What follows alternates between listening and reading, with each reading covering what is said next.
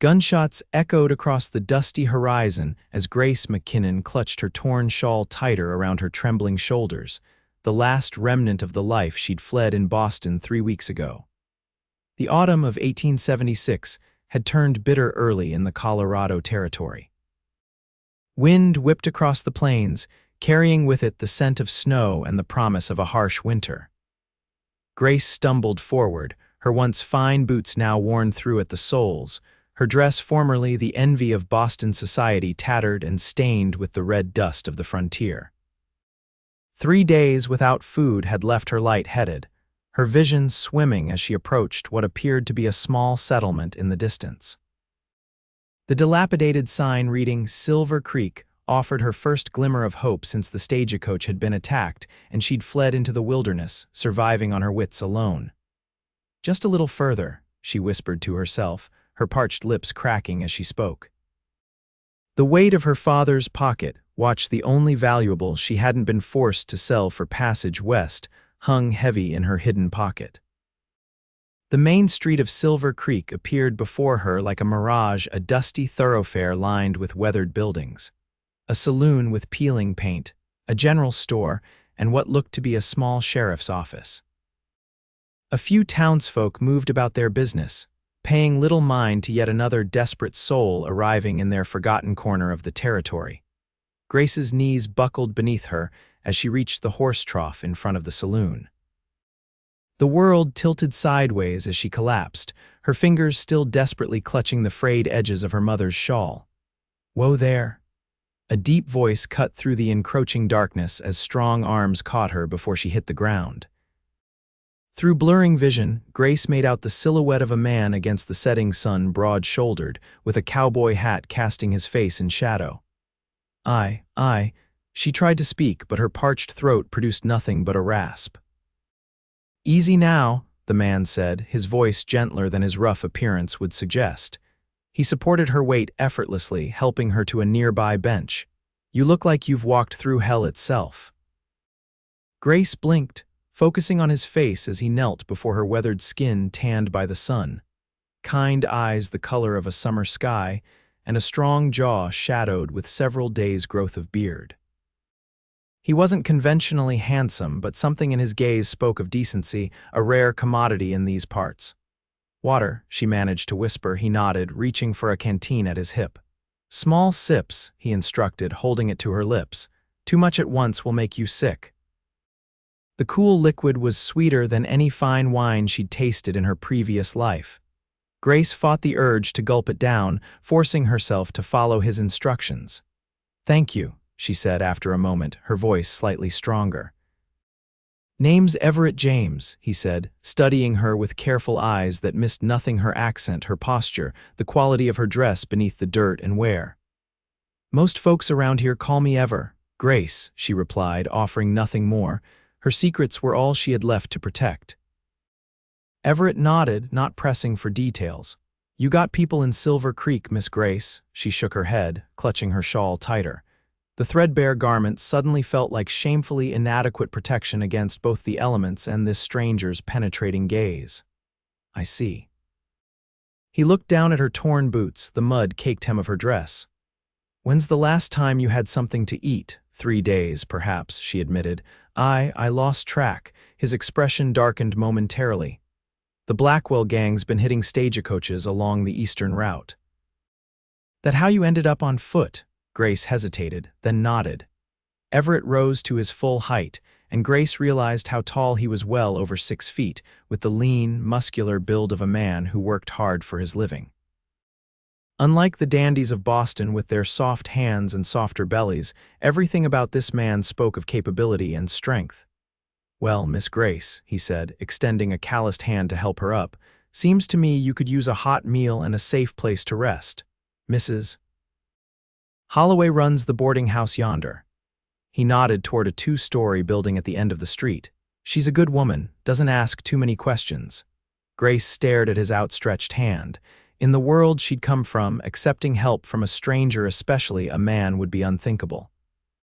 But she was no longer in that world. "I have no money," she admitted, the words burning her pride like acid.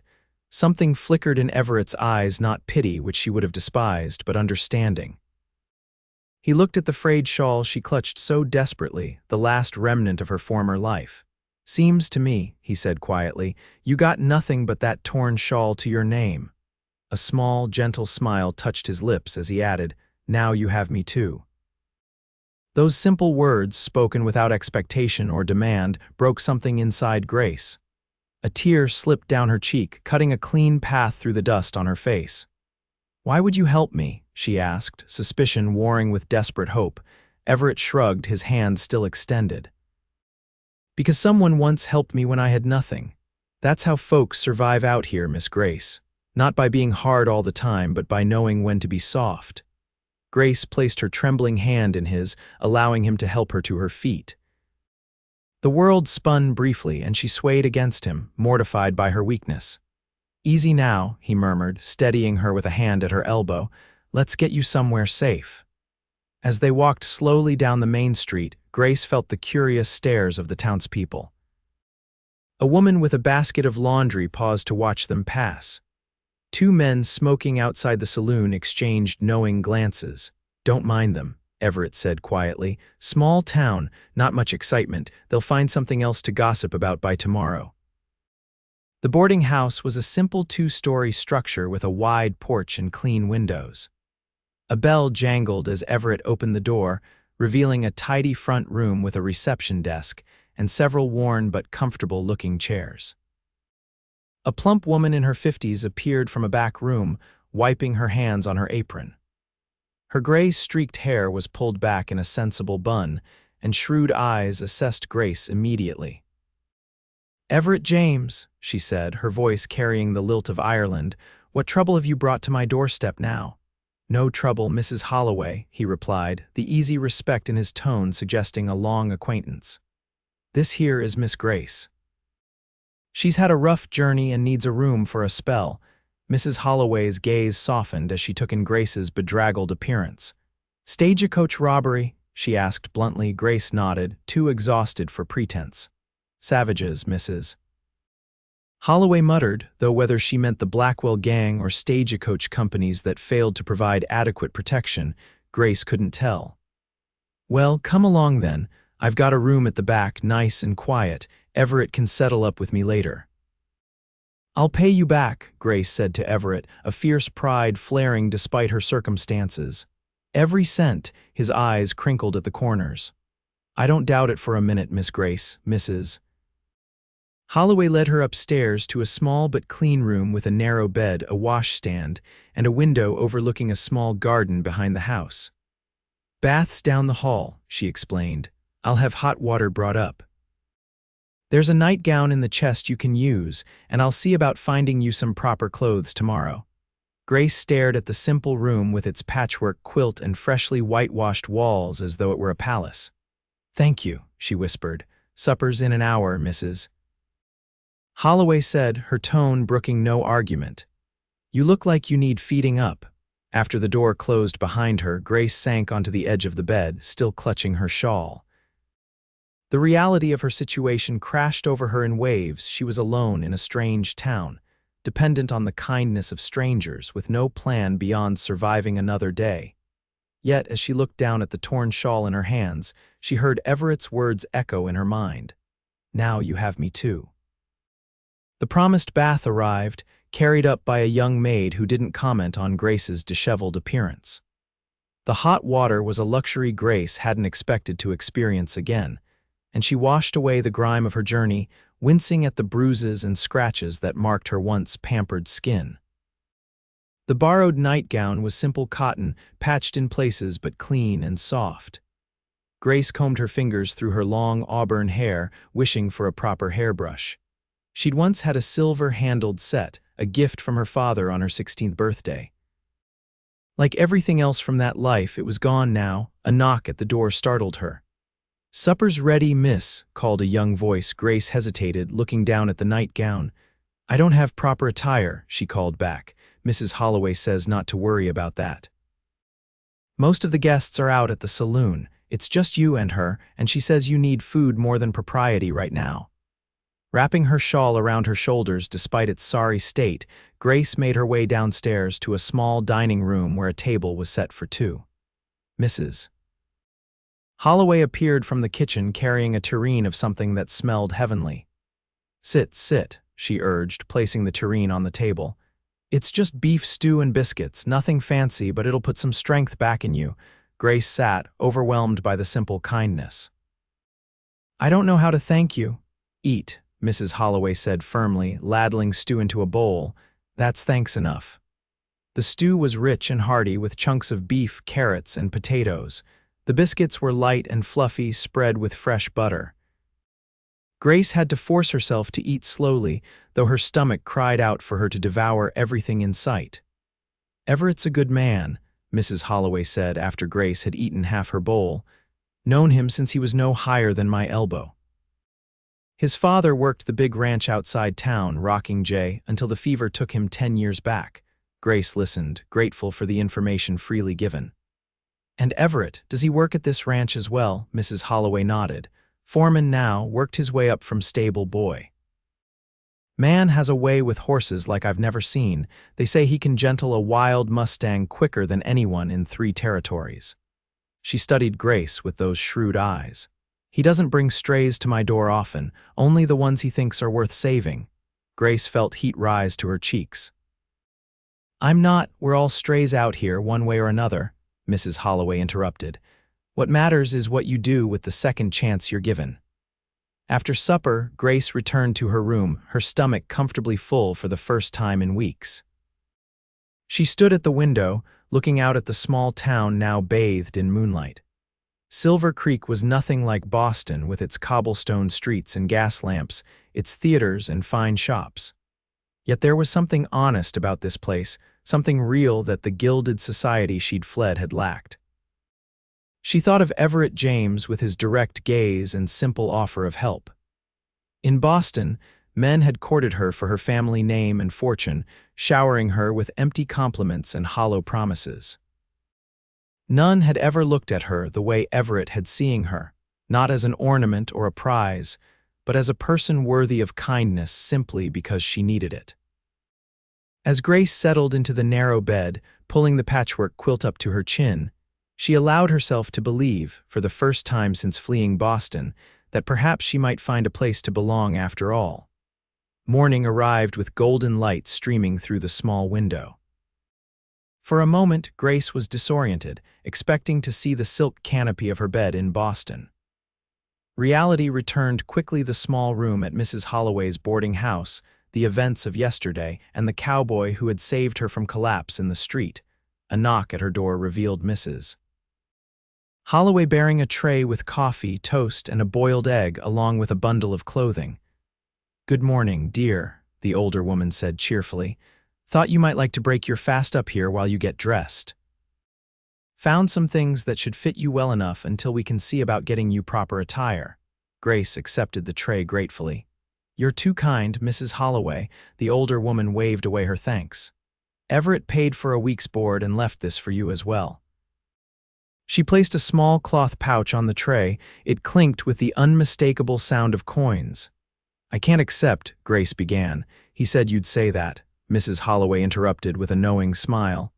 "Also said to tell you it's not charity, it's a loan.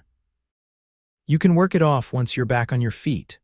After Mrs. Holloway left, Grace opened the pouch to find several silver dollars, enough to buy basic necessities and still have something left over. Her pride warred with practicality. In the end, practicality won. She couldn't rebuild her life without help, at least not initially. The clothes Mrs. Holloway had brought were simple but serviceable: a calico dress in a muted blue, woolen stockings, sturdy boots that were only slightly too large, and undergarments that, while clearly secondhand, were clean and in good repair. There was even a plain bonnet and a woolen shawl far more substantial than her tattered one. Dressed and feeling more human than she had in weeks, Grace ventured downstairs. Mrs. Holloway was in the front room, checking a guest ledger. "There you are," she said approvingly. "The color suits you. Now I imagine you'll be wanting to explore our little town." "Actually," Grace said hesitantly, I was wondering if there might be work available. I need to start repaying my debts." Mrs. Holloway studied her for a moment. "What skills do you have, dear?" Grace hesitated. Her accomplishments playing the pianoforte, watercolor painting, speaking French, and dancing quadrilles were hardly useful in a frontier town. "I can read and write well," she offered. "I'm good with figures. I can sew, though not as well as a professional seamstress." Mrs. Holloway tapped her pencil against the ledger. "Mr. Haversham at the general store might need help with his books. Man can barely write his own name, and Mrs. Patterson, the dressmaker, sometimes needs an extra hand when orders pile up." She paused. "Though if you don't mind me saying, you don't have the hands of someone used to manual labor." Grace looked down at her hands, still relatively soft despite the hardships of recent weeks. "I'm willing to learn," she said firmly. "I'm stronger than I look." Mrs. Holloway smiled. "I don't doubt that for a minute, dear. Anyone who survived what you did has steel in their spine." She closed her ledger. "The general store's 2 doors down on the right. Tell Mr. Haversham I sent you." The main street of Silver Creek looked different in daylight, less threatening, more alive with the bustle of a small but functioning community. Grace made her way to the general store, noting the other businesses as she passed. A barber shop, a small bank, the saloon she'd collapsed in front of yesterday, and what appeared to be a doctor's office. The general store's bell jingled as she entered, announcing her presence.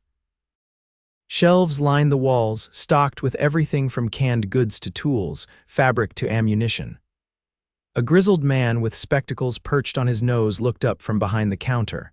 "Help you, miss?" he asked, his tone not unfriendly but cautious. "Mr. Haversham?" Grace inquired.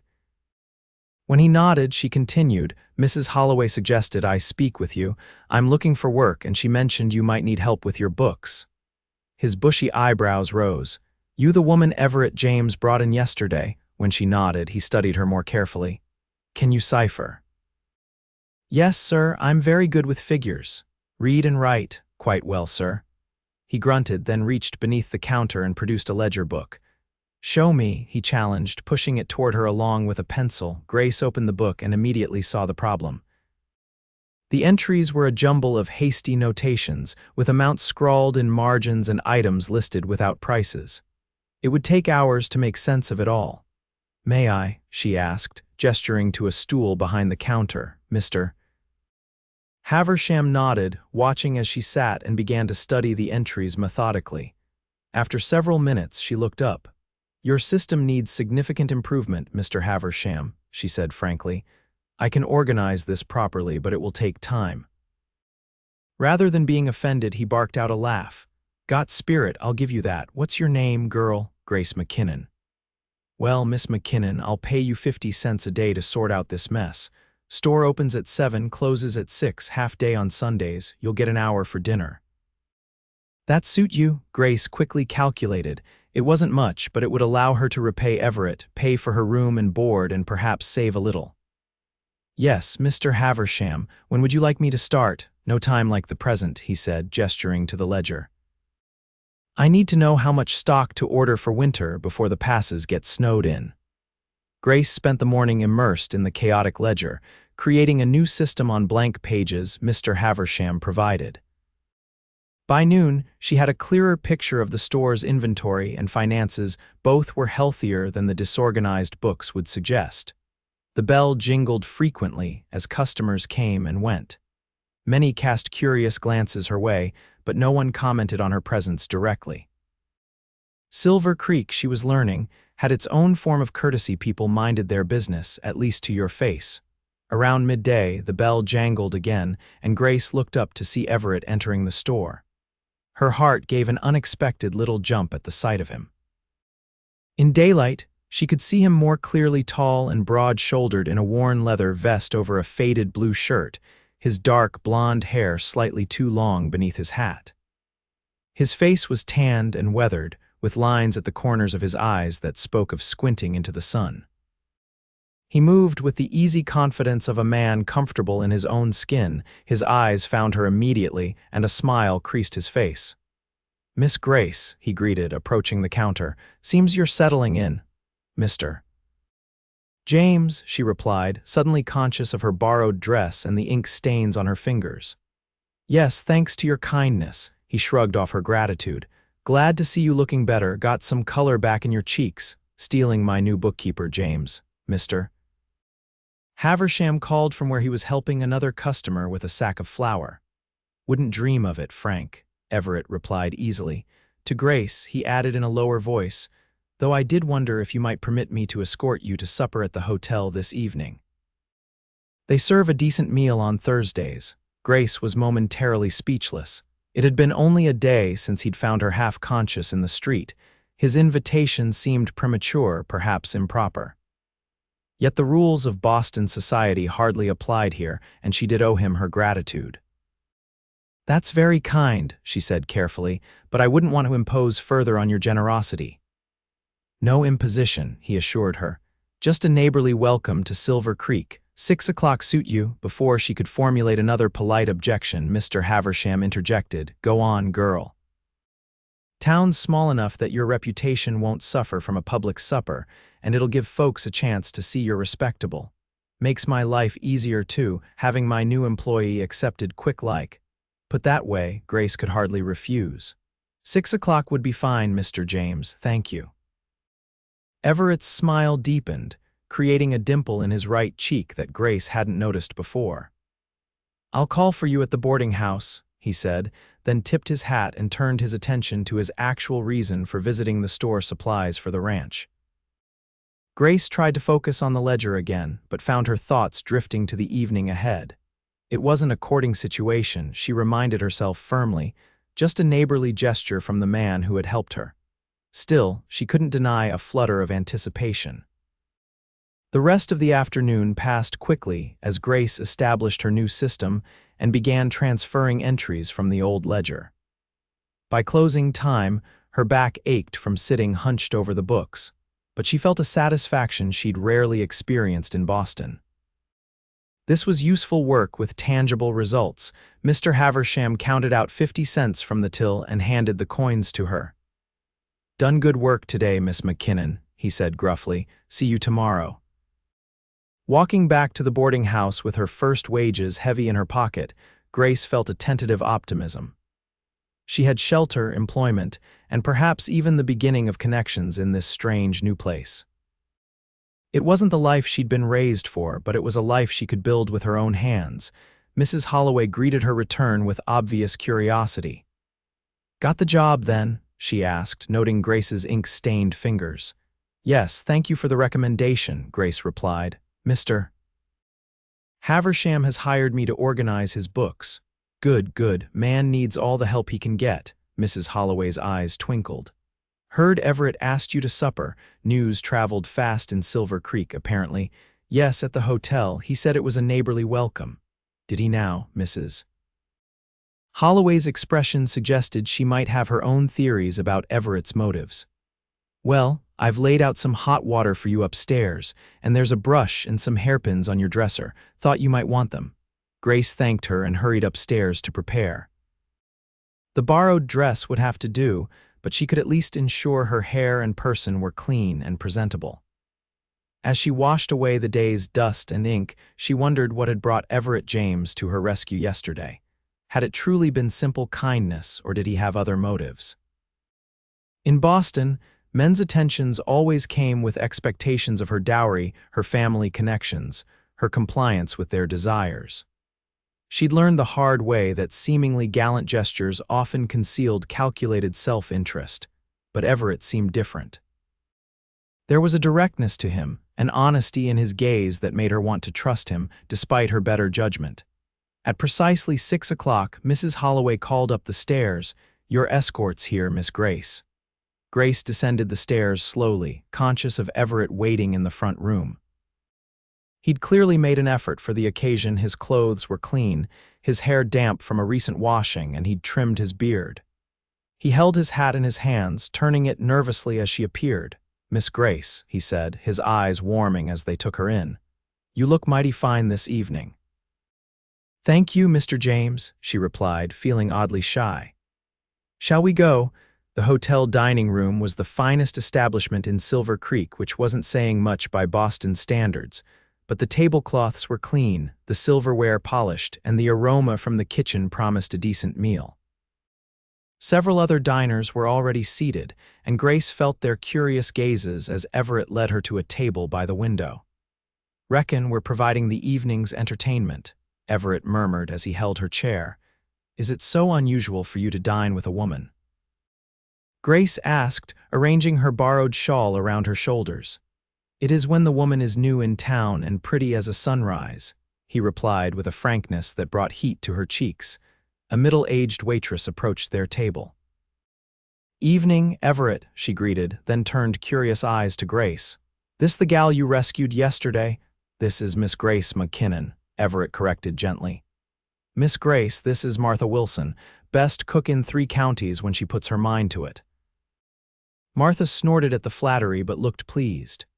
"Got roast beef tonight, potatoes, green beans from Widow Jenkins' garden, blackberry pie for after." "Sounds perfect," Everett said. "2 plates, please." After Martha left, Grace asked, "Does everyone in town know about yesterday?"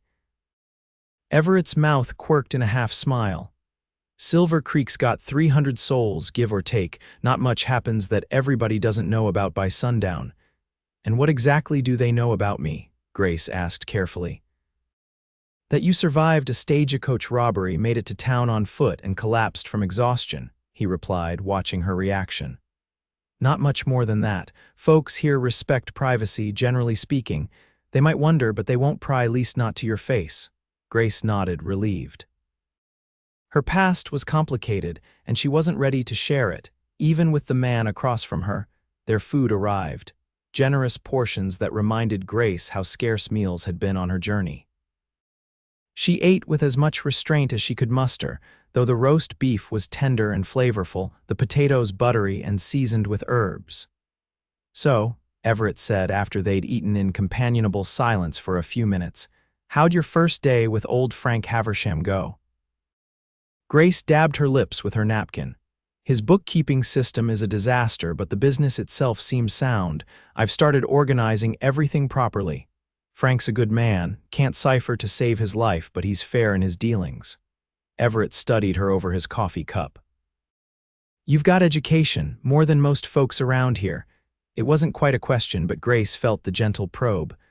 "I attended a ladies' seminary in Boston," she acknowledged, offering the truth but not the whole truth. "Boston's a long way from Colorado territory," Everett observed. When she didn't elaborate, he smiled slightly. "Like I said, folks here respect privacy." "Thank you for that," Grace said softly, "and for everything else, the room, the loan." She hesitated. "I've never been in debt before. It's an uncomfortable feeling." "Way I see it, we're all in debt to somebody," Everett replied. "Not always money, but kindness, second chances, life lessons. All you can do is pass it on when you're able." There was wisdom in his words that surprised her. In Boston, she'd been taught that a gentleman was defined by his wealth, his family name, his social standing. No one had mentioned character or philosophy. "Is that why you helped me?" she asked. "To pass on a kindness someone once showed you?" Everett's eyes, blue as a summer sky, held her steadily. "Partly," he admitted. "But I reckon there was something about you, even half dead on your feet, that made me want to see what kind of woman would walk through hell with her head still high." His candor took her breath away. In Boston, men spoke in carefully coded compliments and veiled intentions. Everett James said exactly what he meant, and meant exactly what he said. Before she could formulate a response, Martha returned with slices of blackberry pie, the purple juice bubbling through the lattice crust. "Best eat while it's hot," Martha advised. "And Everett, sheriff's looking for you, said to tell you if I saw you." Everett frowned slightly. "Did he say why?" Martha shook her head. "Just that he needed a word when you had time." After she left, Grace asked, "Is something wrong?" "Probably nothing serious," Everett said, though a line had appeared between his brows. "Ben Harper, that's our sheriff, sometimes asks me to help track folks. I've got a knack for reading sign. Sign, tracks, trails, signs of passage," he explained. "Learned from an old Ute scout when I was a boy. Comes in handy when cattle go missing or travelers get lost in the high country." He took a bite of pie. This is too good to let worry spoil it. We'll see what Ben wants after supper. The pie was indeed excellent, sweet and tart in perfect balance. Grace savored each bite, aware that such simple pleasures had gained new meaning after her ordeal. As they finished their meal, the sheriff appeared in the doorway of the dining room. He spotted Everett immediately and made his way to their table. "Evening, Ever," he said, nodding to Grace. "Madam." "Ben," Everett greeted him. "This is Miss Grace McKinnon. Miss Grace, Sheriff Ben Harper." Sheriff Harper was a solid man in his 40s with a neatly trimmed mustache and shrewd eyes that assessed Grace quickly. "Pleasure, Miss McKinnon. Heard you had some trouble on the road." "Glad to see you recovering." "Thank you, Sheriff," Grace replied. Harper turned his attention back to Everett. "Got word the Blackwell gang hit another stagecoach yesterday, about 20 miles east. 3 passengers dead, driver wounded but alive. He made it to the Thompson place this morning." Everett's expression hardened. "Witnesses?" Driver says there were 5 of them, Blackwell himself leading by the description. Harper glanced at Grace. "Pardon, miss, but this might not be suitable conversation over supper." Grace straightened her spine. "I survived their attack, Sheriff." "I can bear to hear about it." Harper studied her with new respect. "Yes, madam, well, they're growing bolder. Used to just take valuables and let folks go, now they're leaving no witnesses." His gaze sharpened. "You're lucky to be alive, Miss McKinnon."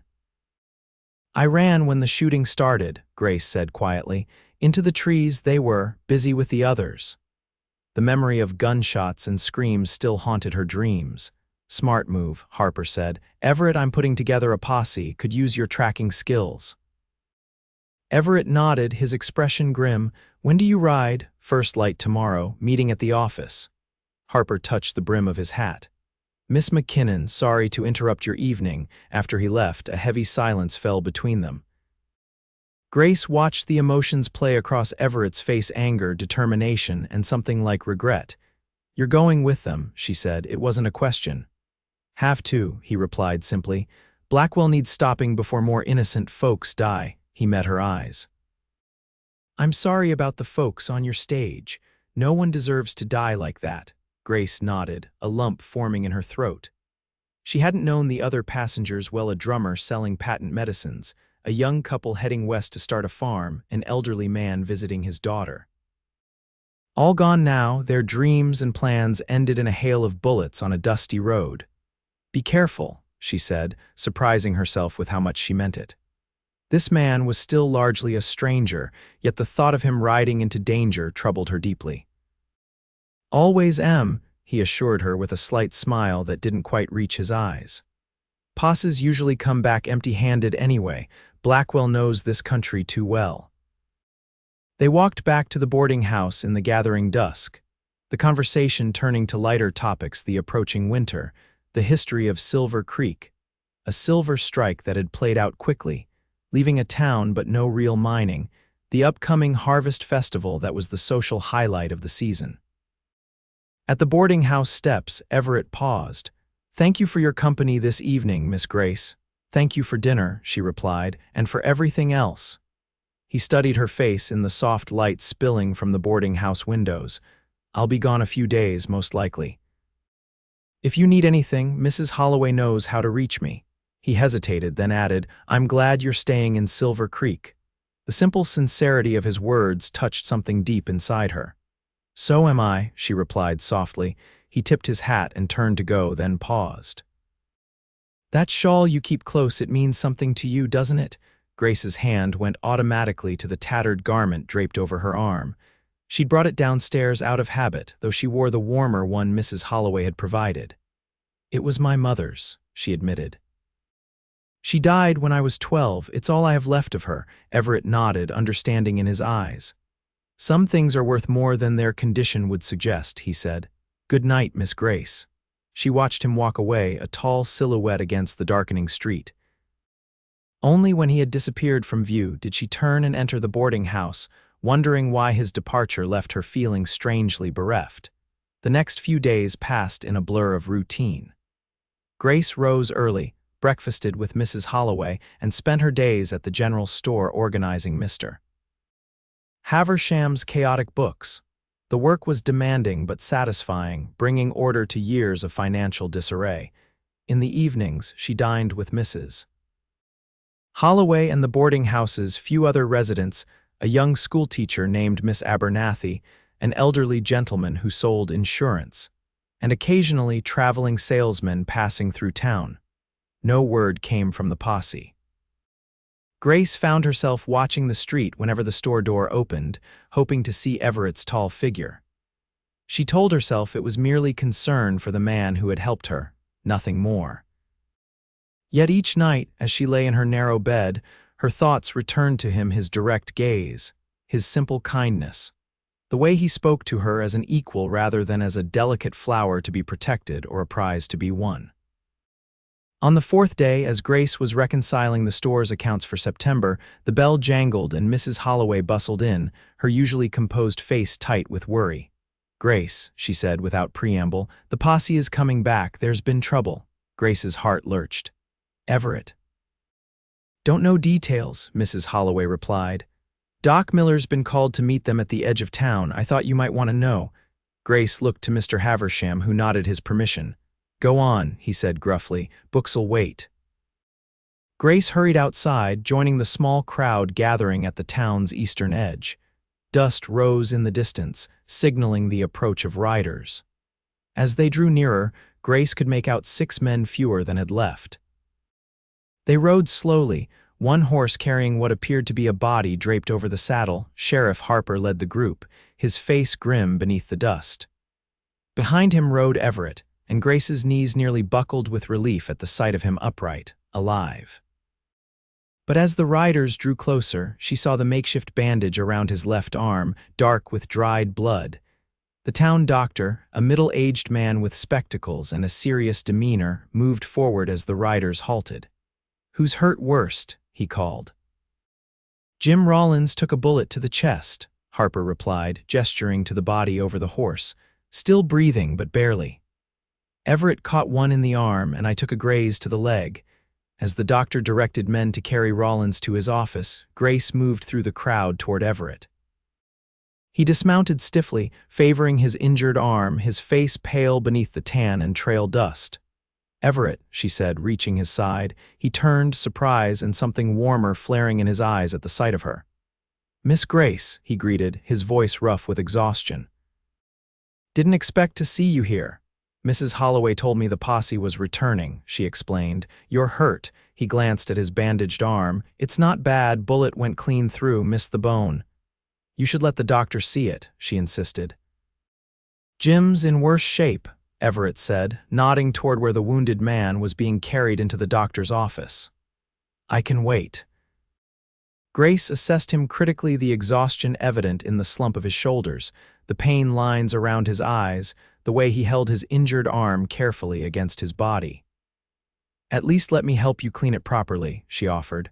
"I've some experience with wounds." He studied her for a moment, then nodded. "Appreciate that." They walked together toward the boarding house, Everett leading his horse. Grace was acutely aware of the curious gazes following them, but her concern for Everett outweighed any worry about propriety. "What happened?" she asked quietly as they walked. Everett's jaw tightened. "Found Blackwell's camp in a canyon about 30 miles east. They saw us coming, had the high ground. Jim rode in too fast, took a bullet before we could stop him. Rest of us got pinned down for a while." He shook his head. "They got away." Again, the frustration in his voice was palpable. Grace placed a gentle hand on his uninjured arm. "You tried, that's what matters." His eyes met hers, surprise flickering in their blue depths at her touch. "Trying isn't enough when good people are dying, Miss Grace." At the boarding house, Mrs. Holloway took one look at Everett and ordered him to the kitchen. "Sit," she commanded, pointing to a chair. "Grace, there's clean linen in the cupboard and my medical box is under the sink. I'll heat water." Grace found the supplies and returned to find Everett slumped in the chair, hat on the table beside him, his face gray with fatigue. He'd removed his vest and was struggling one-handed with the buttons of his shirt. "Let me," she said, setting down the supplies. He hesitated, then nodded. Grace stepped closer, her fingers working the buttons with an efficiency that belied her racing heart. This was more intimate than anything she'd experienced, yet necessity overrode propriety. The shirt was stiff with dried blood and sweat. Grace helped him ease it off his injured arm, wincing at his barely suppressed grunt of pain. The bandage beneath was crude, a neckerchief tied around the wound and saturated with blood. Mrs. Holloway returned with a steaming kettle.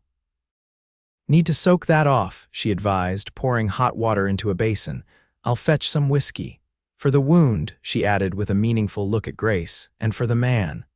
Left alone with Everett, Grace wet a clean cloth and gently began to soak the makeshift bandage. "This will hurt," she warned. "Not my first bullet," he replied, attempting a smile that turned into a grimace as she worked. The wound, when finally revealed, was as he described, a neat hole where the bullet had entered the fleshy part of his upper arm, and a larger, more ragged exit wound on the other side. Both had stopped bleeding but looked angry and inflamed. "When did this happen?" she asked, gently cleaning around the wound. "Yesterday morning," he replied, watching her work with hooded eyes. "We were 2 days' ride from town. You rode all that way with an untreated wound." Grace couldn't keep the disapproval from her voice. "Jim needed to get back more than I did," Everett said simply. Mrs. Holloway returned with a bottle of whiskey and a glass. She poured a generous measure and handed it to Everett. "Drink," she ordered. "Then we'll clean that wound properly." Everett obeyed, downing the whiskey in one swallow. Mrs. Holloway took the bottle and splashed some directly onto the wound. Everett hissed, his entire body tensing, but he made no other sound. "Sorry," Mrs. Holloway murmured. "Needs to be done." Grace continued cleaning the wound as gently as she could, aware of Everett watching her, his breathing controlled but uneven. When both entry and exit wounds were clean, Mrs. Holloway handed her a jar of salve. "My own recipe," she explained. "Helps prevent the rot." Grace applied the pungent ointment, then wrapped clean bandages around Everett's arm. Throughout it all, he remained stoic, though beads of sweat had formed on his brow. "Thank you," he said when she had finished, his voice rough. "You should rest," Grace told him. "You've lost blood and you're exhausted," Mrs. Holloway nodded in agreement. "Room at the end of the hall is empty. You're staying the night, Everett James, no arguments." He looked like he might protest, then sighed. "Reckon I could use some sleep before heading back to the ranch." "I'll help you upstairs," Grace offered. With Mrs. Holloway's help, they got Everett to the spare room. He was unsteady on his feet now, the combination of blood loss, exhaustion, and whiskey taking its toll. When he was seated on the edge of the bed, Mrs. Holloway tactfully withdrew, leaving Grace to help him remove his boots. "This isn't how I imagined you taking care of me," Everett murmured, a hint of his usual humor returning despite his pallor. Grace felt heat rise to her cheeks as she tugged off his second boot. "I'm merely repaying a fraction of the kindness you showed me," she replied. "Is that all it is?" he asked, his blue eyes suddenly intent despite his exhaustion. Grace's heart quickened. "You should rest," she said, avoiding the question. "I'll check on you later." As she turned to go, his hand caught hers. "Grace," he said softly, using her name without the formal miss for the first time. "Thank you for caring enough to come looking for me." The simple sincerity of his words touched her deeply. "Rest," she repeated gently, squeezing his hand before releasing it. "We can talk tomorrow." That night, as Grace prepared for bed, she found herself thinking of Everett, his strength, his quiet courage. The way he'd ridden for 2 days with a bullet wound rather than delay getting his more seriously injured companion back to town. Such a man was rare in any society, but especially in the one she'd left behind. In Boston, her father had arranged a marriage for her to Wallace Chamberlain, heir to a shipping fortune. Wallace had been handsome, charming in public, and utterly cold in private. When Grace discovered his gambling debts and his mistress, she'd confronted him, only to learn the truth: he wanted her dowry, not her. When she threatened to break the engagement, he'd shown his true colors, threatening to ruin her reputation if she didn't comply with his wishes. Grace had fled, taking only what she could carry and her mother's shawl. Her father, more concerned with his business connections to the Chamberlain family than his daughter's happiness, had disowned her. She'd used the last of her personal savings to book passage west, hoping to reach a distant cousin in California. Now, as she lay in the darkness, Grace wondered if fate had brought her to Silver Creek for a reason. If perhaps the stagecoach robbery, terrible as it was, had led her to where she was meant to be all along, morning brought clearer thinking. Grace rose early, eager to check on Everett before reporting to work. She found him in the kitchen with Mrs. Holloway, looking pale but considerably better than the previous evening. He'd managed to don his shirt, though it hung unbuttoned over a clean undershirt. "Morning, Miss Grace," he greeted her, rising from his chair despite Mrs. Holloway's disapproving click of the tongue. "Please sit," Grace urged. "How are you feeling?" "Better," he replied, though the lines of pain around his eyes belied his words. "Arms sore, but the fever's down." "I've told him he needs rest," Mrs. Holloway said, placing a plate of eggs and biscuits before Grace. "Man's as stubborn as they come. Need to get back to the ranch," Everett explained. "Cattle drive starts next week, can't be laid up." Grace frowned as she took her seat. "Surely your employer would understand given the circumstances." A smile tugged at Everett's mouth. "Employer might. But the foreman's a real hard case." Realization dawned. "You're going back to work as foreman with a bullet wound." "It's not that bad," he insisted.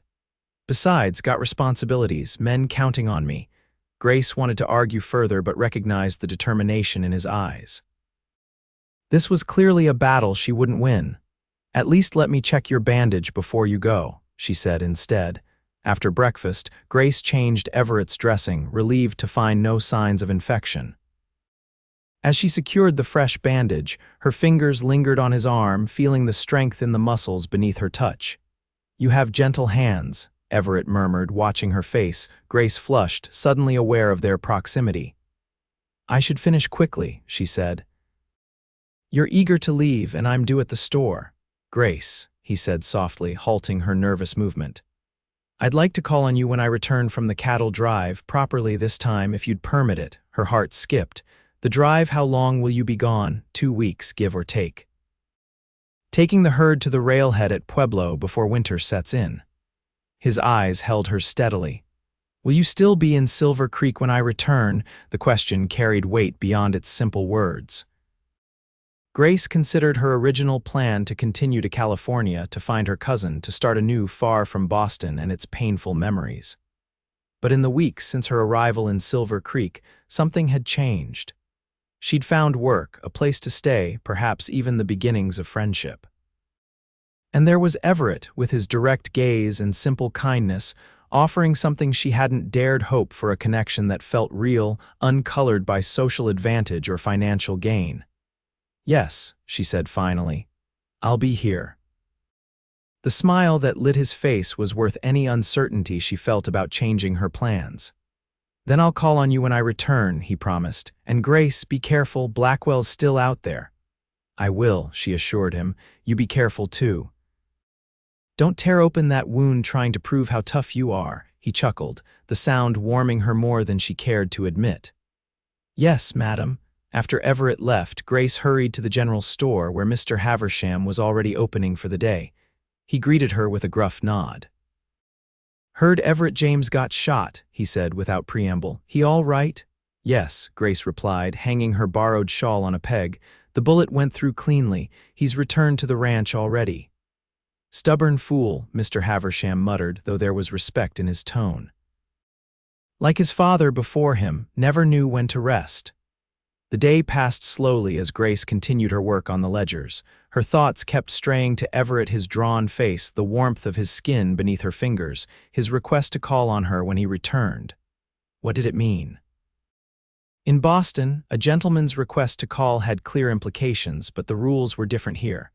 Around midday, the store door opened to admit Sheriff Harper, his leg showing a slight limp from his own wound. "Miss McKinnon," he greeted her. "Got a moment?" Grace set aside her pencil. "Of course, Sheriff." Harper approached the counter, his expression serious. "Wanted to ask you about the stagecoach robbery you survived. Anything you can remember might help us track down Blackwell and his gang." Grace nodded, steeling herself to revisit the traumatic memory. "It happened just after dawn," she began. We'd stopped to change horses at her relay station. There were 5 of us passengers, plus the driver and shotgun guard. Harper listened intently as Grace described the attack: 5 masked riders appearing suddenly from a stand of trees, the shotgun guard falling first, the driver reaching for his weapon but taking a bullet to the shoulder before he could fire. I was seated by the door, Grace continued. When the shooting started, I slipped out the far side and ran for the trees. I heard more shots behind me. Her voice faltered. I hid in a ravine until they were gone. Smart move, Harper said approvingly. Did you get a look at any of them? Anything distinctive about their horses, their clothing? Grace closed her eyes, trying to recall details through the haze of terror. One man seemed to be giving orders, taller than the others. He wore a black bandana over his face, but his eyes were light-colored. Gray, maybe. And his horse was different, a large black stallion with a white blaze on its face. Harper nodded, his expression sharpening. That matches what the driver from yesterday's robbery said. Blackwell rides a black stallion with a blaze. He studied her thoughtfully. How long did you hide before making your way to Silver Creek? Hours, Grace admitted. I was afraid they might be watching the road. When I finally came out, the stagecoach was gone. They'd taken everything: luggage, mail, even the horses, the bodies. She swallowed hard.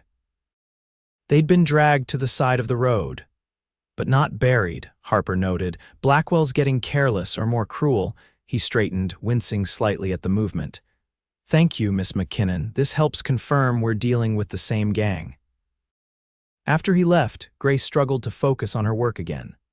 The memories had left her shaken, reminding her how close she'd come to sharing the fate of her fellow passengers. By the time she returned to the boarding house that evening, a headache had formed behind her eyes. Mrs. Holloway took one look at her and ushered her to a chair in the parlor. Rough day? She asked, pouring a cup of tea from the pot on the side table. Sheriff Harper asked about the stagecoach robbery, Grace explained, accepting the tea gratefully. Ah, Mrs. Holloway's expression softened with understanding. Hard to revisit such things. She settled into a chair opposite Grace. Did Everett tell you how he came to Silver Creek? Grace shook her head, grateful for the change of subject. He was just a boy, maybe 10 years old. His father brought him after his mother died of the consumption back east. They had nothing but the clothes on their backs and Jack James's skill with horses. Mrs. Holloway smiled at the memory. Jack got work at the Rocking J Ranch, and young Everett grew up there, learning every aspect of ranching. When Jack died, the owner, old Mr. Jenkins, took Everett under his wing, taught him everything he knew. And now Everett's the foreman, Grace said. More than that, Mrs. Holloway replied. Mr. Jenkins passed on 3 years ago. His daughter inherited the ranch, but she lives back east with her banker husband. Everett runs everything. The ranch would have failed without him. Grace absorbed this information, understanding better now Everett's sense of responsibility, his determination to return to work despite his injury. He asked to call on me when he returns from the cattle drive, she confessed, unsure why she was sharing this with Mrs. Holloway, except that the older woman had been kind to her, and Grace had few confidantes. Mrs. Holloway's eyes twinkled. Did he now? Well, that's the most interesting thing to happen in Silver Creek since the widow Jenkins's prize hen laid an egg with 2 yolks. At Grace's startled expression, she laughed. Oh, don't look so shocked, dear. Everett James has had half the unmarried women in the county setting their caps for him since he turned 20. He's never shown particular interest in any of them. I'm sure he's just being kind, Grace demurred, though a small, hopeful part of her wondered if it might be more.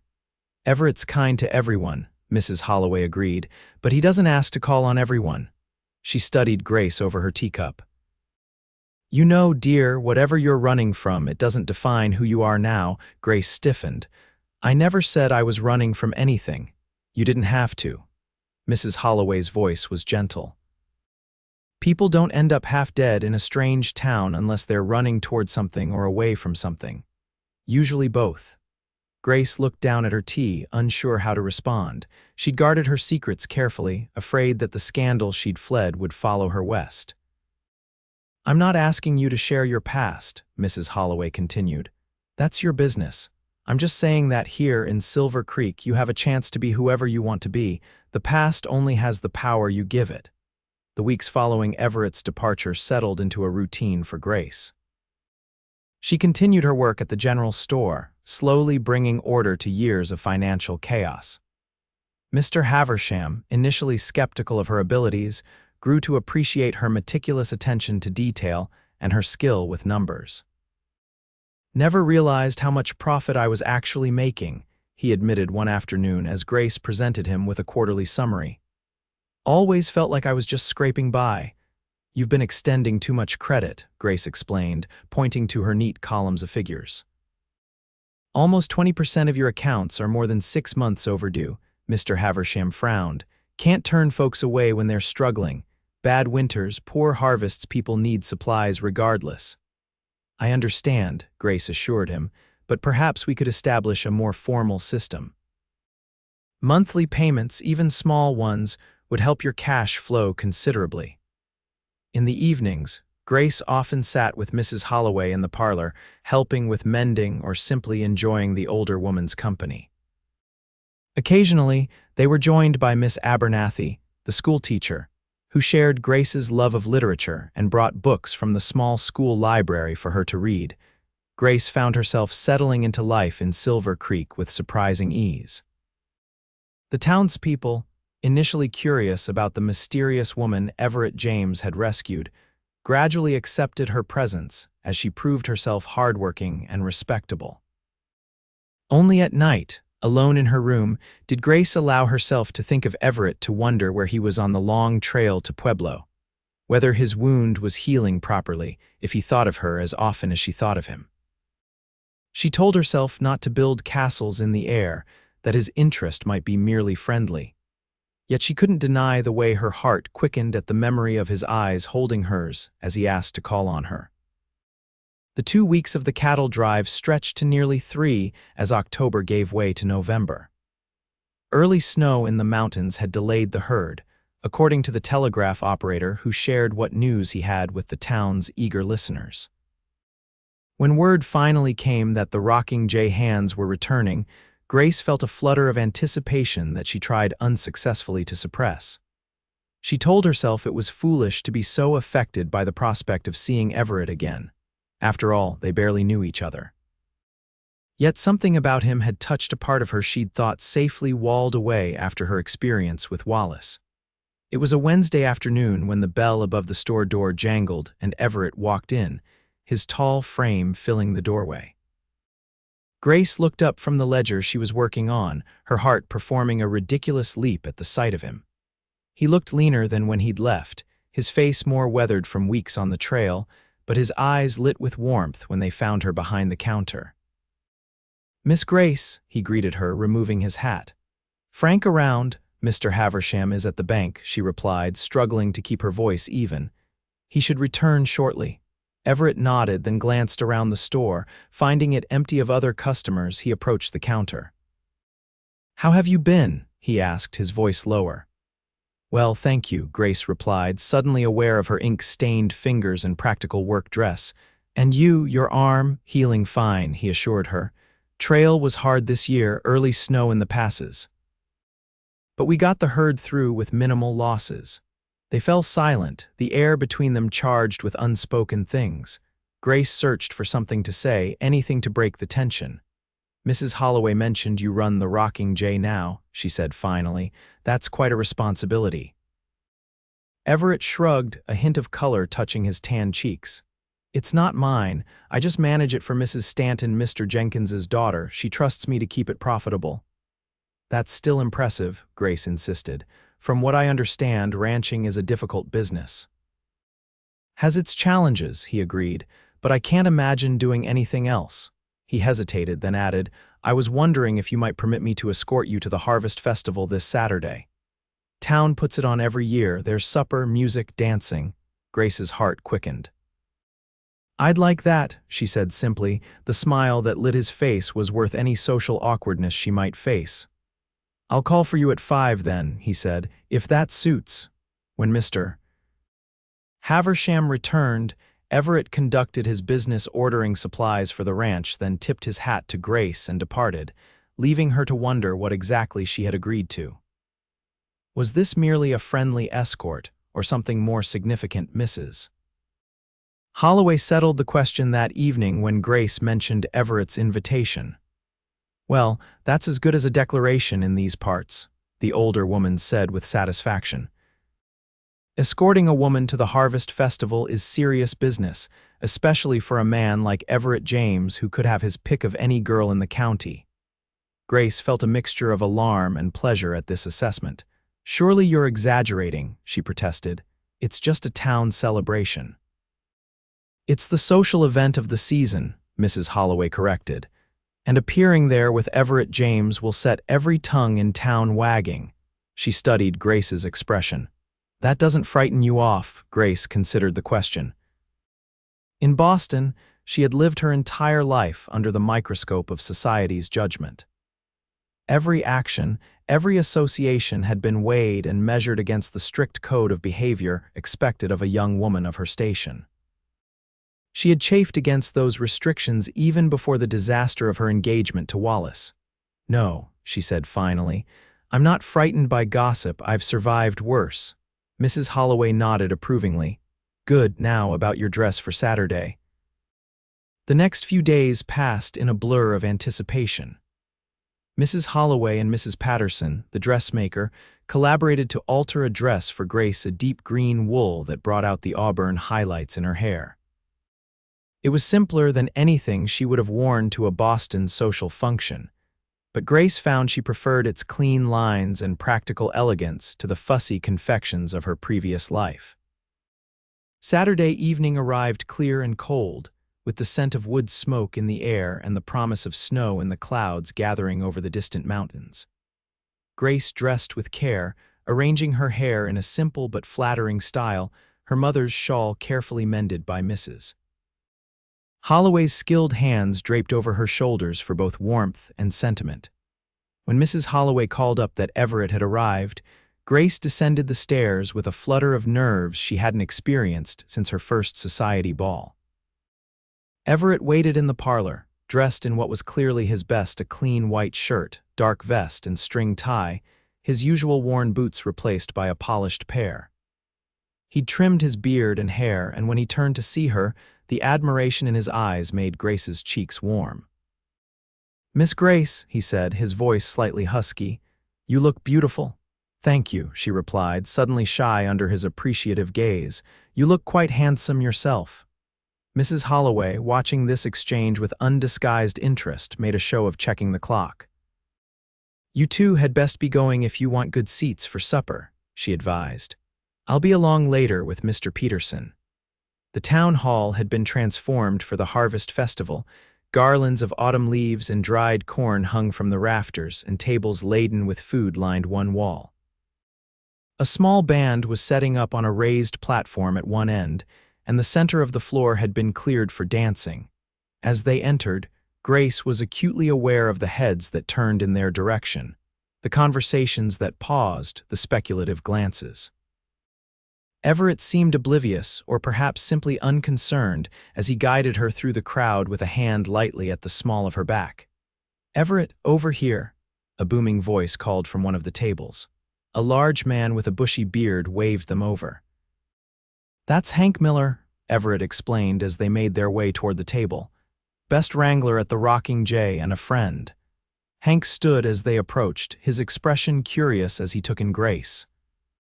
"So this is the lady who's had you mooning around the bunkhouse like a lovesick calf," he said with a grin, extending a massive hand. "Hank Miller, miss. Pleasure to meet you."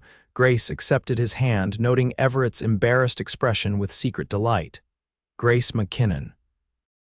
"The pleasure is mine, Mr. Miller. Just Hank, please," he insisted.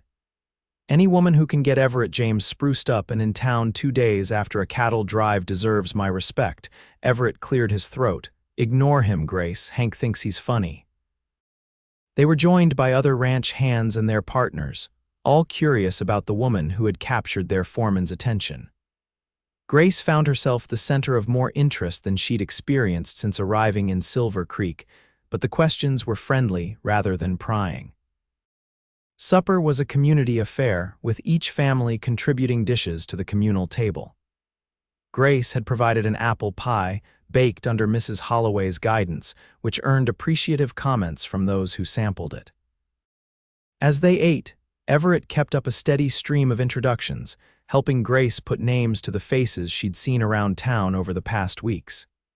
He was different in this social setting, more relaxed, quick to smile, comfortable in a way he hadn't been during their more formal interactions. After the meal, the band struck up a lively tune and couples began to move to the cleared area for dancing. Everett turned to Grace, a question in his eyes. "Would you care to dance, Miss Grace?" he asked, offering his hand. Grace hesitated.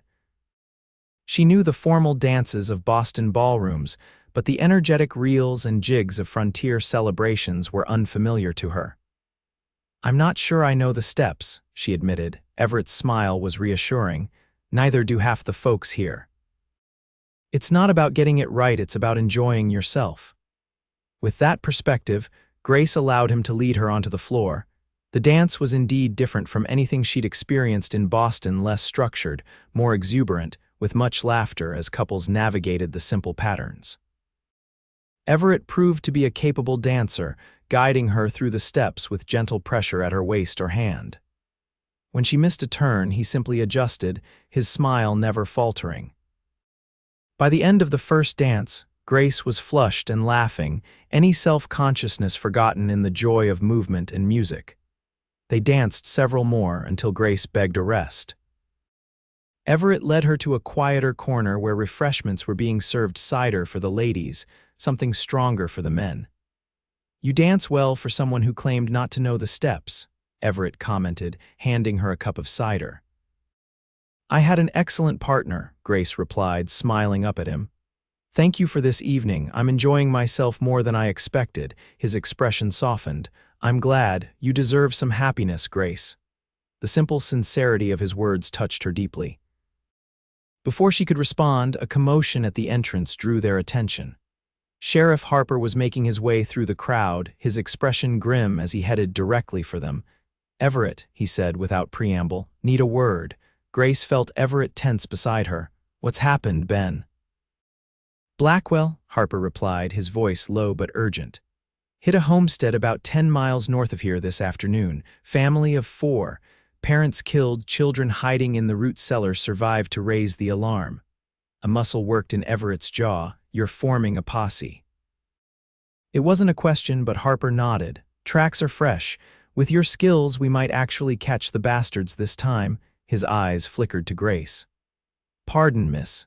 Grace barely registered the apology, her mind on the implications. Everett would go, of course. His sense of justice would demand it, but the memory of him returning wounded from the last pursuit filled her with dread. "When do you ride?" Everett asked, confirming her fears. "First light," Harper replied, "meeting at the office." Everett nodded, his expression hardening into the grim determination Grace had seen before. "I'll be there." After Harper left to spread the word to other capable men, Everett turned to Grace, regret in his eyes. "I'm sorry," he said quietly. I understand," she interrupted, though her heart was heavy. "Of course you must go." He studied her face, perhaps searching for signs of disappointment or anger. Finding neither, he seemed to make a decision. "Dance with me once more," he asked, "before I take you home." Grace nodded, unable to trust her voice.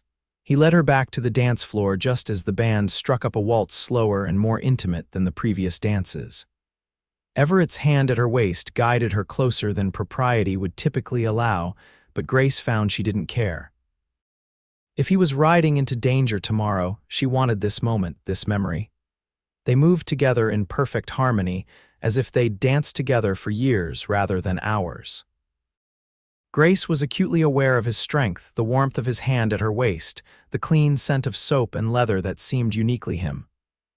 "I didn't want this evening to end this way," Everett said softly, his voice pitched for her ears alone. "Nor did I," Grace admitted. "But I understand why you must go." His blue eyes held hers with an intensity that made her breath catch. "Grace," he began, then hesitated. There are things I want to say to you, but not rushed, not with tomorrow hanging over us." The music was drawing to a close, their time together ending too soon. Grace gathered her courage. "Then come back safely and say them," she whispered, something kindled in his eyes, determination, perhaps, or hope. "I will," he promised. "You have my word." They left the festival shortly after, walking back to the boarding house in silence, each lost in thoughts of what tomorrow might bring. At the steps, Everett turned to her. "I meant what I said, Grace. I'll be back." "I'll hold you to that promise," she replied, trying to keep her voice light despite the fear clutching at her heart. He hesitated, then reached out to touch her cheek gently, his calloused fingers surprisingly soft against her skin. "Take care while I'm gone. Blackwell's getting bolder. Don't go anywhere alone, especially after dark." "I'll be careful," she assured him. He nodded, his hand dropping reluctantly. "Good night, Grace." "Good night, Everett. Be safe." She watched him walk away, straight-backed and resolute, until he disappeared into the darkness. Only then did she allow the tears that had been threatening all evening to fall. Morning dawned gray and cold, with the smell of snow heavy in the air. Grace had slept poorly, her dreams haunted by images of Everett facing danger. She rose early, drawn to the window by the sounds of men gathering in the street below. The posse was assembling in front of the sheriff's office, 15 men on horseback, rifles in scabbards, provisions tied behind their saddles. Grace spotted Everett easily, his tall figure and broad shoulders distinctive even from a distance. He sat his horse with the easy confidence of a man born to the saddle, listening intently as Sheriff Harper addressed the group. As if sensing her gaze, Everett suddenly looked up, his eyes finding her window with unerring accuracy.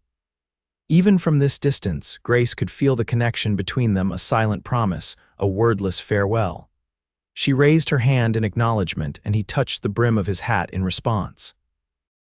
Then Harper gave the signal, and the posse moved out, hooves clattering on the hard-packed dirt of the main street. Grace watched until they disappeared from view, heading north toward the mountains where Blackwell and his gang were rumored to have a hideout. The days that followed were some of the longest of Grace's life. She went through the motions of her daily routine, working at the store, taking meals with Mrs. Holloway, helping with chores around the boarding house, but her thoughts were constantly with the posse, with Everett. Snow began to fall on the second day, light at first but steadily increasing until it blanketed the town in white. Grace worried about the men tracking through such conditions, exposed to the elements as they pursued dangerous outlaws. On the fourth day, as Grace was closing the store at dusk, Mr. Haversham suddenly looked up from the mail he was sorting. "Riders coming," he said, moving to the window. "Might be the posse returning." Grace joined him, her heart in her throat as she peered through the gathering darkness. A group of horsemen was indeed approaching the town, moving slowly through the falling snow. As they drew closer, Grace could make out Sheriff Harper in the lead, his distinctive hat recognizable even in the poor light. "It's them," she confirmed, scanning the riders anxiously for Everett's tall figure. "Fewer than left," Mr. Haversham observed grimly. "Better go see what happened." They hurried outside, joining the small crowd gathering to meet the returning posse. Grace counted the riders with mounting dread 11 where 15 had departed. As they drew closer, she could see the exhaustion etched on their faces, the evidence of hard riding and harder fighting. Sheriff Harper dismounted stiffly, his expression grim as he addressed the waiting townspeople. "We caught up to Blackwell's gang in the high country," he announced. "There was a fight. We lost Tom Sullivan, Pete Williams, and Joe Fredericks." A murmur of dismay rippled through the crowd. Grace barely registered the names, still frantically scanning the returning riders for Everett. When she didn't see him, her knees nearly buckled with fear. "Blackwell's dead," Harper continued. "So are 3 of his men, the rest scattered, but they won't get far in this weather." "And Everett?" Mrs. Holloway asked, voicing the question Grace couldn't bring herself to form. Harper's expression shifted, becoming harder to read. "James took a bad hit during the firefight. Nate Mitchell stayed back with him at the Carson place while the rest of us pursued the remaining gang members. Doc's gone out to them in his wagon." Grace felt the world tilt beneath her feet. Mrs. Holloway's steadying hand at her elbow was all that kept her upright. How bad? Someone called. Bad enough, Harper replied grimly. Bullet caught him in the side, lost a lot of blood before we could stop it. But James is tough. If anyone can pull through, he will. The crowd dispersed slowly, subdued by the news of losses and injuries. Grace stood rooted to the spot, unable to process the information fully. Everett was wounded, perhaps dying, in a remote homestead miles from town. Come along, dear Mrs. Holloway said gently, guiding her away from the dispersing crowd. There's nothing we can do tonight except pray. Dr. Miller is the best for 50 miles. If anyone can help Everett, he can. Grace allowed herself to be led back to the boarding house, her mind churning with horrible possibilities. She'd lost so much already: her family, her home, her place in society. The thought of losing Everett, just as they were beginning to forge a connection, was almost unbearable. That night, as snow continued to fall outside her window, Grace knelt beside her bed and prayed with a fervor she hadn't felt since childhood. She prayed for Everett's life, for his healing, for a chance to tell him what she was only now admitting to herself, that in the short time she'd known him, he had come to mean more to her than anyone ever had. Morning brought no news. Grace went through her duties at the store mechanically, starting at every sound of the bell above the door, hoping for word. By mid-afternoon, her nerves were stretched to breaking. Go home, girl, Mr. Haversham said gruffly, noticing her distraction as she miscounted a stack of invoices for the third time. You're no use to me like this, and I can manage till closing. Grateful for his understanding, Grace returned to the boarding house, where she found Mrs. Holloway in the kitchen, aggressively kneading bread dough. Any news? Grace asked, though she could tell from the older woman's expression that there wasn't. Nothing yet, Mrs. Holloway replied, punching the dough with perhaps more force than necessary. But no news isn't bad news. The Carson place is a good 15 miles out, and with the snow, travels slow. Grace nodded, trying to find comfort in the logical explanation. Is there anything I can do? She asked, needing occupation for her restless hands and anxious mind. You can help me with this bread, Mrs. Holloway said, dividing the dough and pushing half toward Grace. And then we'll make soup. Everett will need good, nourishing food when he comes home. The older woman's use of when rather than if wasn't lost on Grace. She threw herself into the tasks, grateful for Mrs. Holloway's practical approach to worry. They were just taking the bread from the oven when a knock came at the back door. Mrs. Holloway opened it to find Sheriff Harper stamping snow from his boots. Ben, she greeted him, her voice carefully neutral. Come in out of the cold. Harper stepped inside, removing his hat. His eyes found Grace immediately, and something in his expression made her heart leap with hope. Doc's brought Everett back to town, he said without preamble. He's at the doctor's office, weak but alive. Grace swayed slightly, relief washing over her in a dizzying wave. He's going to recover, she asked, needing the confirmation. Doc says so, barring infection, Harper replied. Bullet missed anything vital, but he lost a lot of blood. He's been asking for you, he added, his eyes kind as they met Grace's. That's why I came by. Doc says a short visit wouldn't hurt if you're inclined. Go on, Mrs. Holloway urged, already untying Grace's apron. I'll bring some of this bread and soup over later. Grace needed no further encouragement. She grabbed her shawl and followed Harper through the snowy streets to the doctor's small office and adjoining house. The sheriff left her at the door with a nod of encouragement. Dr. Miller's wife, a kindly woman with gray-streaked hair, met her in the small waiting room. You must be Miss McKinnon, she said. He's been quite insistent about seeing you, stubborn man. She led Grace to a back room where several cots were arranged for patients. Only one was occupied. Everett lay pale and still against the white sheets, his usually vibrant presence diminished by injury and blood loss. His eyes were closed, his breathing shallow but steady. Grace approached quietly, her heart constricting at the sight of him so reduced. She took the chair beside his bed, gently placing her hand over his. Everett, she said softly, his eyes opened slowly, focusing with effort. When he recognized her, a small smile touched his lips. Grace, he whispered, his voice weak but clear, you came. "Of course I came," she replied, fighting to keep her own voice steady. "You promised to come back to me, remember?" "Did come back," he murmured, his fingers weakly curling around hers. "Little worse for wear, though." A lump formed in Grace's throat at his attempt at humor even in his weakened state. "Sheriff Harper says you're going to recover," she said, needing to hear him confirm it. "Doc says so," Everett agreed. "Just need time." His eyes, though dulled with pain and laudanum, studied her face intently. "You've been crying." Grace hadn't realized the tears she'd been holding back had left traces on her cheeks. "I was worried," she admitted simply, his hand tightened fractionally around hers. "Sorry about that, didn't mean to scare you. Just focus on getting well," she told him. "That's all that matters now," he nodded slightly, his eyelids drooping as the medication pulled him back toward sleep.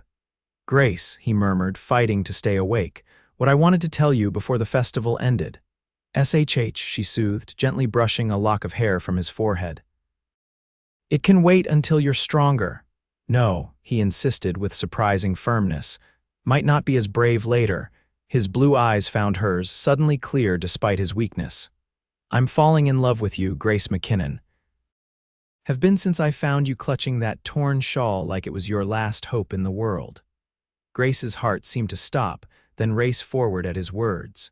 She hadn't dared hope, hadn't allowed herself to believe that what she felt might be returned with equal measure. "Everett," she whispered, tears threatening again. "Don't have to say anything," he assured her, his eyes drifting closed again. "Just wanted you to know in case—" "Don't," she said fiercely, squeezing his hand. "Don't talk as if you might not recover. Dr. Miller says you'll be fine, and I'm holding you to that." A faint smile touched his lips. "Yes, madam," he murmured, already slipping into sleep.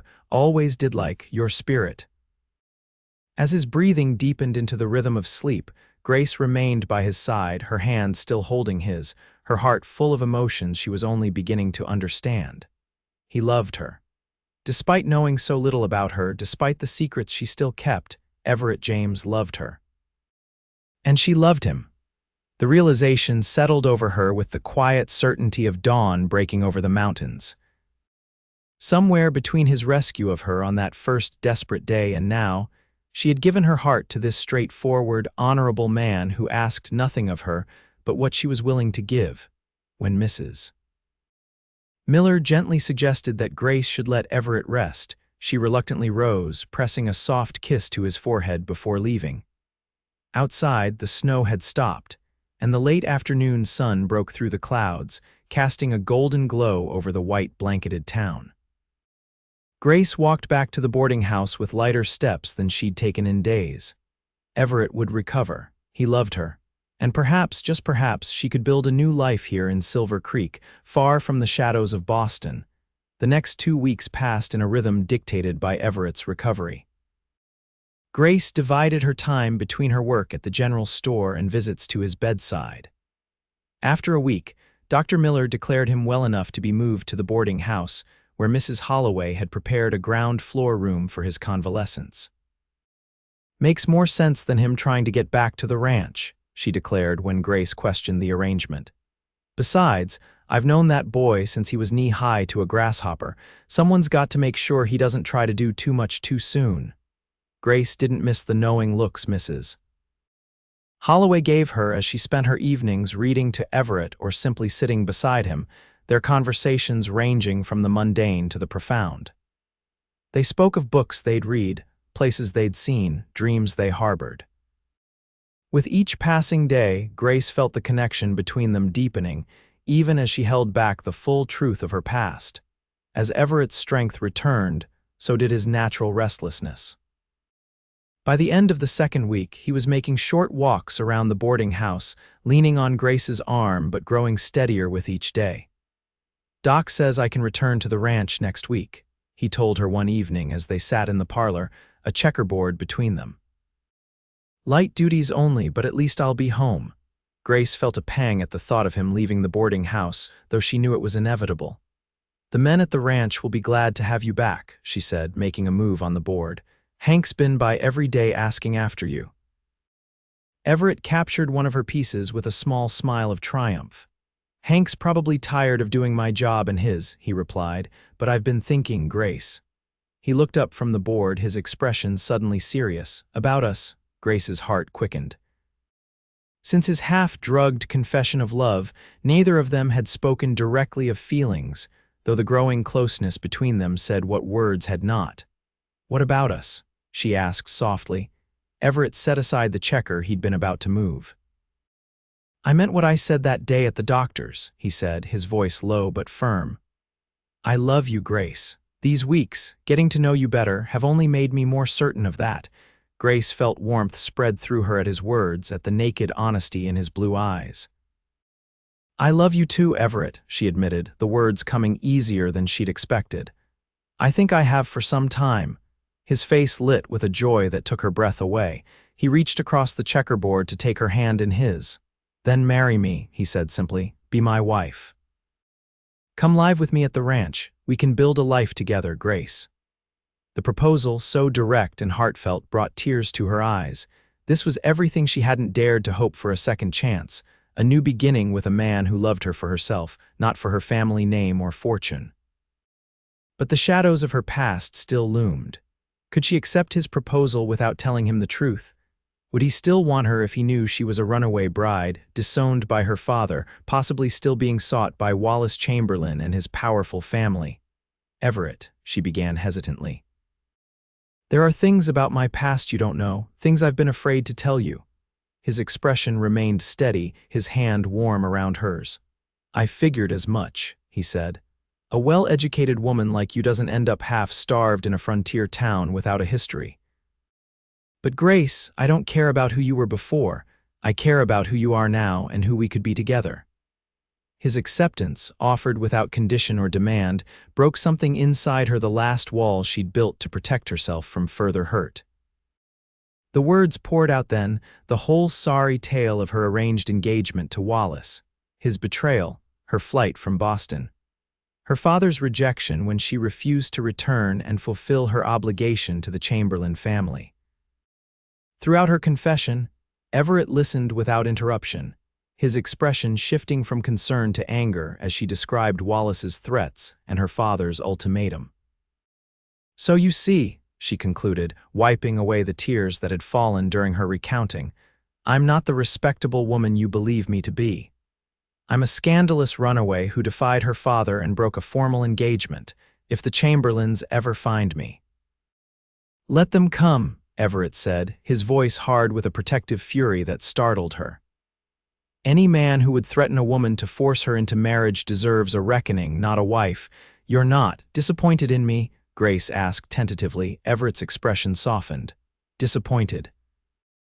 "Grace, you showed more courage standing up to your father and that sorry excuse for a gentleman than most men show in a lifetime. If anything, knowing what you've overcome makes me admire you more, not less." Fresh tears welled in Grace's eyes, these born of relief and gratitude. "You still want to marry me, knowing all this?" "More than ever," he assured her, squeezing her hand. "You deserved better than what they tried to force on you in Boston. Let me be the one to give you the life you should have had, one built on love and respect, not obligation or advantage." Grace looked into his earnest face, seeing nothing but sincerity and love reflected there. In that moment, she knew with absolute certainty that Everett James was the man she was meant to find, the reason her desperate journey had led her to Silver Creek. "Yes," she said, her voice clear and unwavering.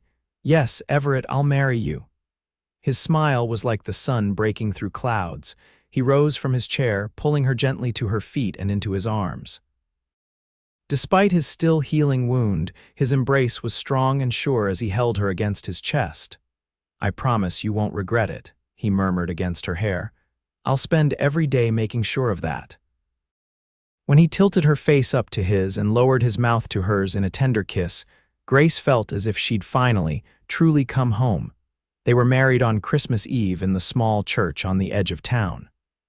Snow fell gently outside the windows as Grace, wearing a simple ivory dress that Mrs.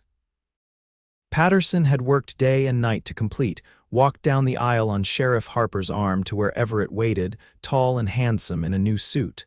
The entire town had turned out for the occasion. Even Mr. Haversham had closed the store early. gruffly presenting the couple with a fine set of china as a wedding gift. "Needed someone to straighten out my books," he told Grace after the ceremony. "Never expected you'd end up straightening out Everett James too, but I reckon you've done both admirably." Mrs. Holloway wept openly during the exchange of vows, later claiming it was merely something in her eye.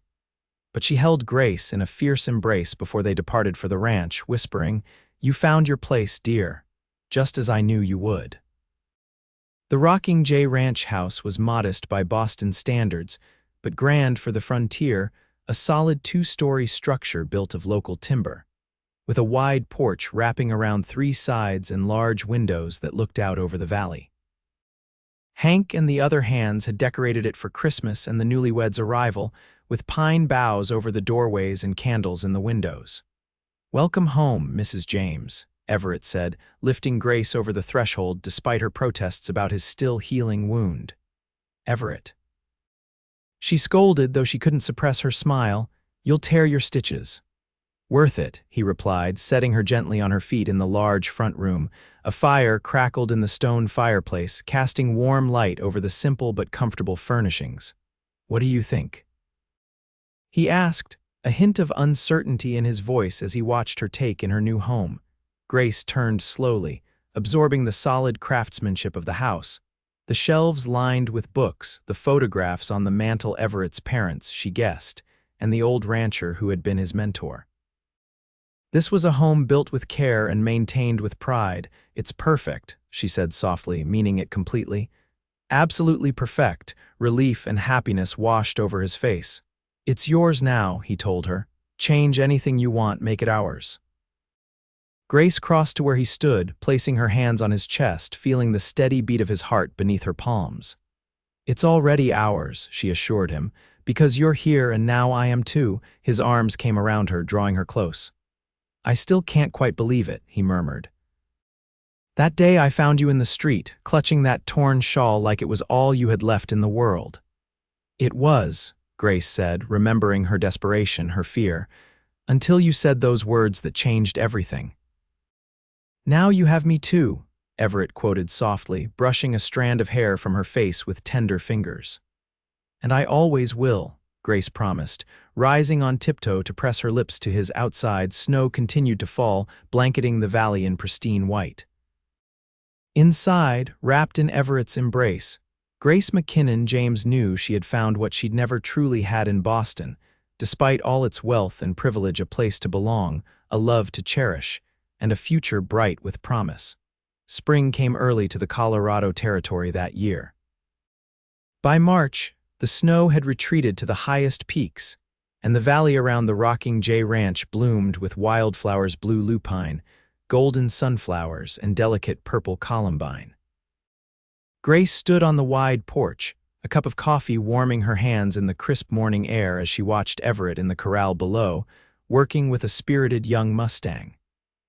The months since their Christmas Eve wedding had passed in a blur of happiness as she settled into her new role as Mrs. Everett James, mistress of the Rocking J. The transition hadn't been without challenges. Grace had much to learn about ranch life, from managing a household far from the conveniences of the city to understanding the rhythms of the cattle business that was their livelihood. But Everett was a patient teacher, and Grace was an eager student. She still rode into Silver Creek twice a week to help Mr. Haversham with his books, partly to maintain her independence, partly because she enjoyed the work. The arrangement satisfied both her need for occupation beyond the ranch and Everett's protective instincts, as he, or one of the hands, always accompanied her to and from town. Blackwell's gang had been effectively disbanded after the shootout that had nearly claimed Everett's life. Most of the remaining members had been captured or killed in the months that followed. The stagecoach route was safe again, and travelers moved through the territory with renewed confidence. Grace had written to her cousin in California, explaining her changed circumstances. The reply had been warm and supportive, with an invitation to visit when possible. Perhaps someday they would make the journey, but for now, Grace was content exactly where she was. Movement in the corral caught her attention as Everett finally mounted the Mustang.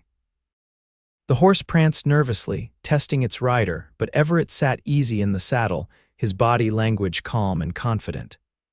Within minutes, horse and rider were moving in harmony around the corral, the Mustang responding to subtle cues as if they'd been partners for years. "That man has magic in his hands," Mrs. Holloway observed, joining Grace on the porch.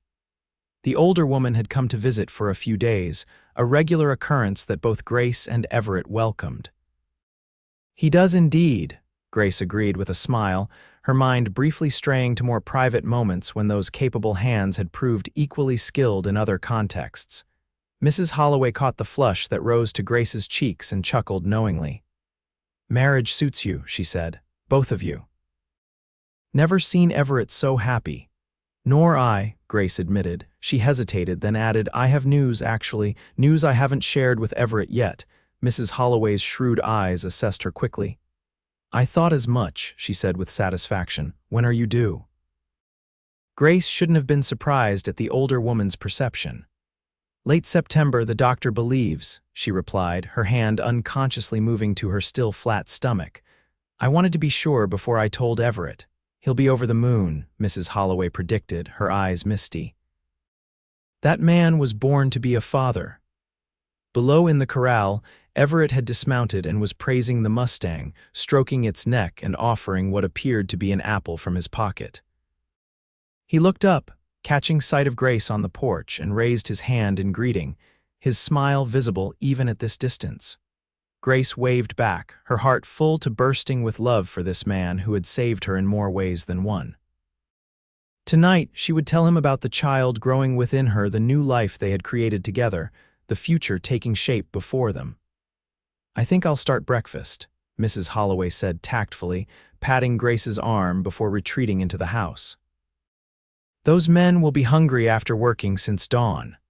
Left alone, Grace continued to watch as Everett led the Mustang back to the stable, his movements unhurried and gentle. She thought of the journey that had brought her here from the privileged but constrained world of Boston society to this wide open valley, where she had found true freedom and love. The shawl that had once been her only possession now lay carefully folded in a cedar chest upstairs, a reminder of darker days but also of resilience and hope. She no longer needed it as a talisman or a connection to her past. Her life was here now, with Everett, with the family they were building. As if sensing her thoughts, Everett looked up again as he emerged from the stable. This time, instead of simply waving, he strode purposefully toward the house, taking the porch steps 2 at a time. "Good morning, Mrs. James," he said, his voice warm as he pulled her into his arms, heedless of the dust and horse sweat on his clothing. "Good morning, Mr. James," she replied, tilting her face up for his kiss. "Successful session with the Mustang. He's coming along," Everett confirmed. "Be ready for you to ride in another week or so." "For me?" Grace asked, surprised. "I thought he was for the ranch work." Everett smiled, a hint of mischief in his blue eyes. "Thought you might like a horse of your own, not just borrowing one of the ranch mounts." "He's spirited but gentle underneath, reminded me of someone else I know." The thoughtfulness of the gesture touched her deeply. "Thank you," she said softly. "I love him already." Everett's arms tightened around her. "I love you," he said simply. "More every day if that's possible." Grace leaned into his embrace, savoring the solid strength of him. "I have something to tell you," she said, her voice suddenly shy. "Something important." He drew back slightly to see her face, his expression curious. "What is it?" Taking a deep breath, Grace placed his hand gently over her stomach. "We're going to have a baby," she said, watching his eyes carefully. "In September." For a moment, Everett simply stared at her, his expression blank with shock. Then, as her words registered fully, his face transformed with a joy so pure and complete that tears sprang to Grace's eyes. "A baby," he repeated, his voice hushed with wonder. "Our baby." His hand spread wider over her stomach, as if he could already feel the tiny life growing within. "Grace, that's wonderful." Before she could respond, he had lifted her off her feet, spinning her in a circle on the wide porch, his laughter echoing across the valley. "We're having a baby," he shouted, loud enough for the hands working in the distant fields to hear. "Everett." Grace protested, laughing even as she clutched his shoulders. "Put me down. Mrs. Holloway will think you've lost your mind." He set her gently on her feet but kept his arms around her. "Let her think it," he said, his eyes shining with happiness. "I'm the luckiest man in the Colorado Territory, and I don't care who knows it." That evening, after the hands had been told the news and had offered their congratulations after Mrs. Holloway had discreetly retired to her room, Everett and Grace sat together on the porch swing, watching the stars appear one by one in the darkening sky. "I've been thinking," Everett said, his arm warm around Grace's shoulders, "about names for the baby already." Grace asked, smiling at his enthusiasm. "We have months yet to decide."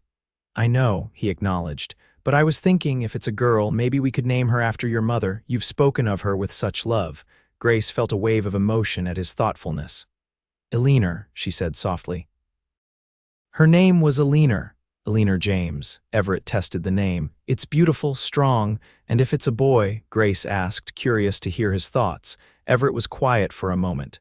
"Would you consider naming him after my father? Jack was a good man. The best I've known, until I try to be half the man he was every day." "Jack James," Grace said, liking the solid sound of it. "I think it's perfect." They sat in companionable silence for a while, the porch swing creaking gently as Everett's foot pushed against the floorboards. Above them, the Milky Way stretched across the sky, a river of stars more brilliant than any Grace had seen in Boston. "Did you ever imagine this?" Everett asked eventually.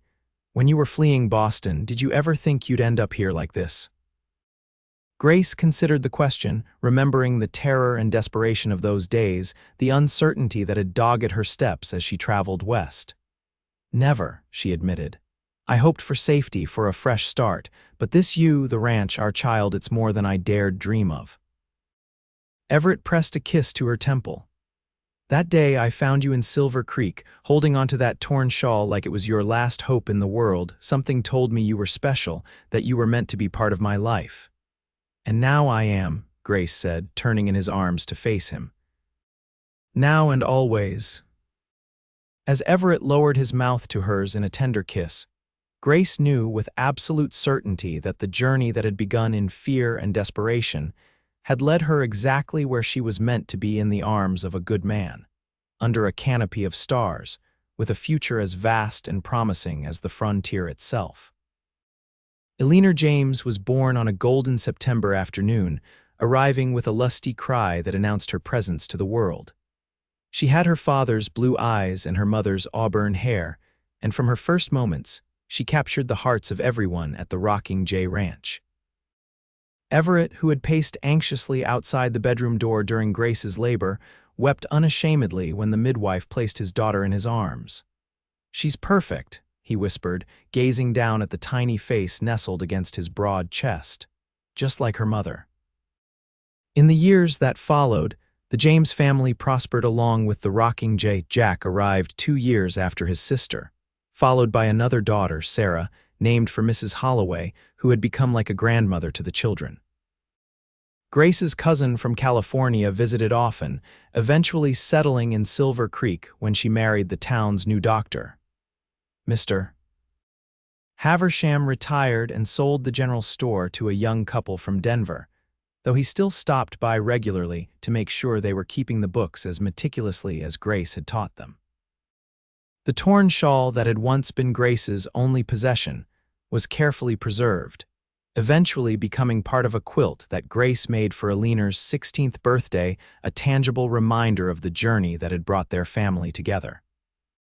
Sometimes, on summer evenings when the children were asleep and the day's work was done, Grace and Everett would sit on the porch swing just as they had that night so many years ago, his arm around her shoulders, her head resting against his chest. "Any regrets?" He would ask occasionally, though he knew the answer. And Grace would smile, thinking of the frightened young woman who had arrived in Silver Creek with nothing but a torn shawl and desperate courage. "Not a single one," she would reply, her heart full with the knowledge that in losing everything, she had found something far more precious, a love as enduring as the mountains that surrounded their home, as vast as the star-filled sky above them, as real and true as the man beside her.